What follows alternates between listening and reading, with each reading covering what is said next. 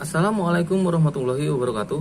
Kami dari kelompok 6, kami akan mempresentasikan anatosi mengenai perkara penggelapan dalam jabatan.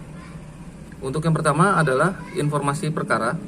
Dengan nomor perkara di Pengadilan Negeri adalah 664-PIT-2013-PN Jakarta Selatan, di Pengadilan Tinggi 325-PIT-2013-PT DKI, dan di Mahkamah Agung adalah 1644K-PIT-2013 dengan kasus yaitu tindak pidana penggelapan berlanjut oleh Bendahara Koperasi RD Rudi Suyud Indriadi, dan dengan terdakwa adalah RD Rudi Suyud Indriadi. Adapun penuntut umum adalah Arya Wicaksana SH, penasihat hukumnya Friska JM Gultom SH, dan di Mahkamah Agungnya ada HP Huta Barat SH. Majelis Hakim di Pengadilan Negeri adalah Yuning Tias Upik KSHMH, Pengadilan Negeri Pranoto SH, dan Saifoni SHMH. Di Pengadilan Tingginya ada Khairil Anwar SHMH, Humuntal Pane SHMH, dan Kresna Menon SHMH. Dan di Mahkamah Agungnya adalah Dr. Sofian Sitompul SHMH, Dr. Andes HM Syarifuddin SHMH, dan Dr. Adi Abu Ayub Saleh SHMH. Jenis dakwaannya adalah dakwaan tunggal. Pasal yang digunakan adalah pasal 374 KUHP jungto pasal 64 ayat 1 KUHP. Adapun putusan majelis hakim adalah di Pengadilan Negeri pidana penjara selama 2 tahun 3 bulan, di Pengadilan Tinggi pidana penjara selama 3 tahun, dan naik banding ke Mahkamah Agung ditolak.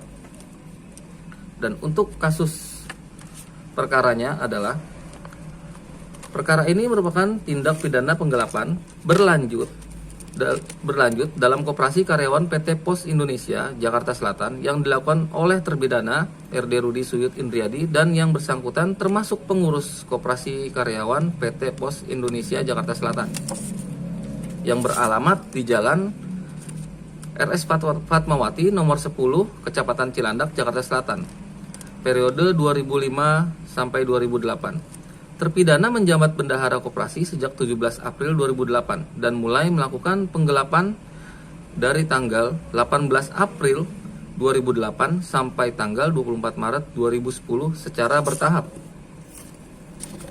Terpidana sebagai bendahara koperasi memiliki tugas dan tanggung jawab untuk mengelola keluar masuknya uang yang berada di koperasi tersebut. Dana-dana yang telah ditarik oleh terdakwa digunakan untuk kepentingan pribadi yang tidak dapat dipertanggungjawabkan, sehingga akibat perbuatan terdakwa tersebut, Koperasi Karyawan PT Pos Indonesia Jakarta Selatan menderita kerugian sebesar kurang lebih 2.886.000.000 rupiah. Sekian, untuk selanjutnya akan dilanjutkan oleh rekan-rekan saya. Wassalamualaikum warahmatullahi wabarakatuh. Keterangan saksi-saksi di atas berbeda satu dengan yang lainnya dan tidak menjelaskan apa yang sebenarnya menjadi pokok permasalahan dalam perkara ini. Saksi-saksi hanya menjelaskan mengenai kerugian yang dialami koperasi. Dalam keterangannya, Saksi Rustamsi juga menyebutkan bahwa koperasi mengalami kerugian sebesar 53.843.404 rupiah, dan hal ini berbeda dengan saksi Jarkasih yang memberikan keterangan bahwa koperasi mengalami kerugian sebesar 69.100 rupiah. Masih mengenai jumlah kerugian yang dialami, saksi Dasep Hendi Suhendar memberikan keterangan yang berbeda dengan keterangan dua saksi sebelumnya. Saksi menyebutkan bahwa koperasi mengalami kerugian sebesar 66.560.000, dan hal ini pun berbeda dengan keterangan tim pengawas yang mengatakan bahwa koperasi mengalami kerugian sebesar 2.866.000.000. Selain itu, perbedaan keterangan saksi-saksi ini juga terdapat dalam hal selisih keuangan yang ditemukan oleh tim pengawas. Saksi-saksi dari tim pengawas yang dihadirkan mengatakan hal yang sama, yakni di awal keterangan mengatakan bahwa tim menemukan selisih keuangan pada tanggal 8 Juni 2010 sebesar 417.994 Kemudian dalam keterangan berikutnya, saksi-saksi yang sama mengatakan bahwa benar setelah tim pengawas menemukan selisih uang kas pada Komposindo Jakarta pada Komposindo Jakarta Selatan sebesar 2.866.000. Sementara itu, saksi Wilbordus Novan Pamungkas yang merupakan supervisor audit atau pemeriksa lapangan pada kantor akuntan Krisnawan Busroni Aksin dan Alamsyah setelah melakukan pemeriksaan pada keuangan koperasi memberikan keterangan bahwa setelah hasil pemeriksaan di koperasi karyawan PT Pos Indonesia Jakarta Selatan di bagian keuangan mulai periode 31 Desember 2009 sampai dengan 31 Mei 2011 terdapat jumlah uang tunai yang ada di kas sebesar 31.818.000,